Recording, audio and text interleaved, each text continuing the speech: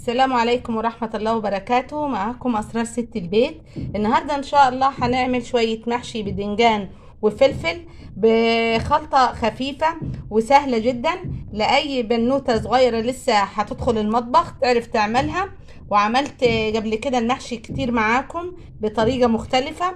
النهاردة هنعمل بطريقة تاني خالص. هندخل الفيديو ونشوف شوية المحشي الحلوين دول عملناهم ازاي. شايفين كمان؟ والريحة حلوة خالص، خطيرة خطيرة خطيرة. اهي ادي البدنجان اهو، وادي الفلفل، وهندخل مع بعض دلوقتي حالا ونشتغل على البوتاجاز ونشوف الخلطة بتاعت المحشي البدنجان والفلفل دي اتعملت ازاي.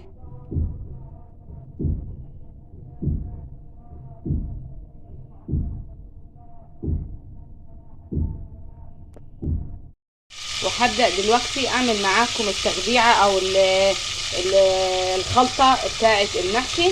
حطيت شوية سمنة وعليها حتة دهنة. الدهنة او اللي هي بتدي طعم حلو خالص للمحشي. حطيت عليها البصل زي ما انتم شايفين، زي ما انا وريتكم قبل كده. عملنا احنا المحشي كذا مرة مع بعض. اهي احط فلفل اسود، واحط كزبرة ناشفة، واحط شوية ملح،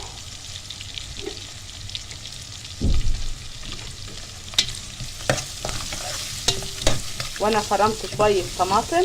هنسبك التسبيكة مع بعض وبعد كده نشوف الخلطة بتاعتنا الحلوة خالص بتاعت المحشي البدنجان والفلفل اللي احنا هنعملوه النهارده.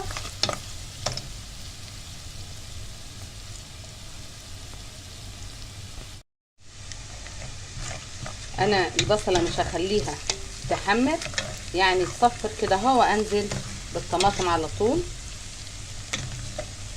زي ما انتم شايفين. انزل بالطماطم دلوقتي اهي، واسيبها لغايه ما تتسبك خالص. ونشوف بعد كده هنحط الخضره ازاي، وهنحط الرز ازاي، والبصله المبشوره اللي متعودين نحطها دايما نيه على الخلطه بتاعتنا. ببشر انا بصله دايما، اللي ما بيشوفنيش ويشوفش ان انا المحشي اللي انا عملته قبل كده، انا ببشر بصله وبحطها نيه على خلطه الرز والخضره والطماطم، بحطها عليهم وبقلبها عليها كده اهو. احط التوابل بتاعتي بتدي طعم مختلف خالص للمحشي بتاعك. انا النهارده هعمل فلفل وبدنجان ابيض. الاولاد قالوا لي يا ماما احنا نفسنا في البدنجان والفلفل، رحت قلت لازم اعمل لهم.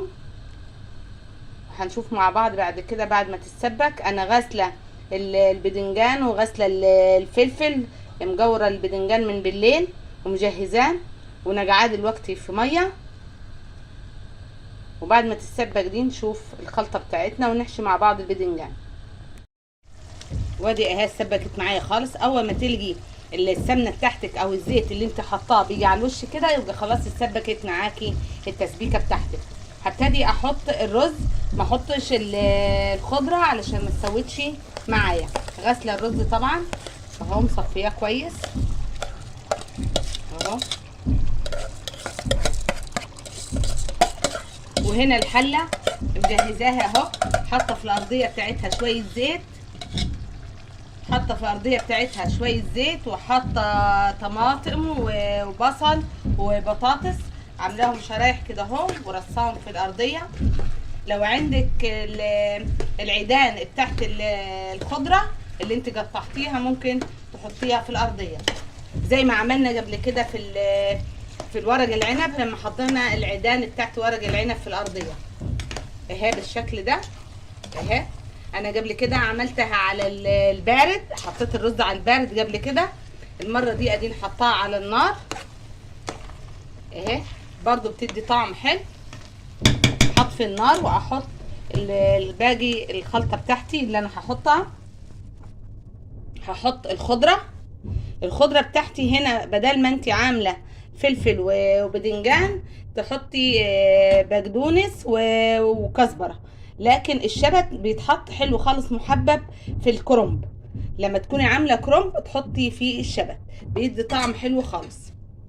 لكن في البدنجان وورق العنب والفلفل والكوسه تحطي كزبره وبقدونس.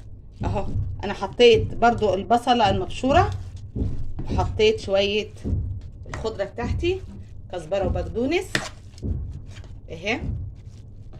وابتدي بقى احط التوابل بتاعتي اكتر من فلفل اسود و وكزبره وملح ما تحطيش اهي. بالذات الكزبره الناشفه بتدي طعم حلو خالص للمحشي. اقلبهم تقليبه كويس اهي. للبنات اللي لسه مبتدئه جديد ما تعرفش تعمل المحشي، الخلطه دي كويسه خالص وسهله. او ترجع للفيديوهات بتاعتي اللي قبل كده اللي عاملاها على البارد. بعد ما سبكت التسبيكه طفيت عليها وسبتها هدت خالص. بعد كده رحت حطيت الرز وحطيت الخضره بتاعتي وحطيت البصله المبشوره، وبعد كده حطيت التوابل بتاعتي. ومعايا هنا اهو اهي اهي الفلفل نص كيلو، وادي الفلفل البدنجان بتاعي اهو مجوراه. بس انا مش هحشيه واوقفه في الحله، لا انا هنومه علشان في صغير وفي كبير. يعني في صغير بالشكل ده ما ينفعش ان انا اوقفهم، الصغير هيسوي قبل الكبير. لكن انا هحشيه وانومهم في الحله، اخلي الكبير من تحت والصغير من فوق، وبعد كده احط الفلفل عليه من فوق واروح احشي واوريهولكم بعد ما نحشي ان شاء الله. وادي اهي خلصت الحله بتاعتي، خلصت اهو البدنجان والفلفل اهو. ومعايا الشوربه بتاعتي هسقيهم. طبعا الشوربه بتاعتي متبله، انا سخنتها الشوربه، فيها ورق اللورا وفيها الحبهان وفيها الفلفل الاسود والملح بتاعي اهو. ما تخليش الميه تغطي البدنجان في النص كده اهي، شايفين الميه اهي. خلاص واسيبها لغايه ما تستوي ونشوفها بعد كده مع بعض. وادي اهو البدنجان والفلفل بدا يستوي معايا اهو، شرب ميته اهي زي ما انتم شايفين. انا لما لقيته دخل في السوا رحت حطيت له معلقه سمنه بلدي على الوش عشان تديله لمعه وتديله طعم حلو كده اهو زي ما انتم شايفين. بعد كده هطفي عليه وانزله ونغرف مع بعض ونشوفه اهي. الريحه بتاعته حلوه خالص. وده اهو بعد ما غرفته شايفين الشكل حلو ازاي اهو، شكله خطير. وان شاء الله تكون عجبتكم الوصفه الخفيفه بتاعتي وتجربوه. والسلام عليكم ورحمه الله وبركاته.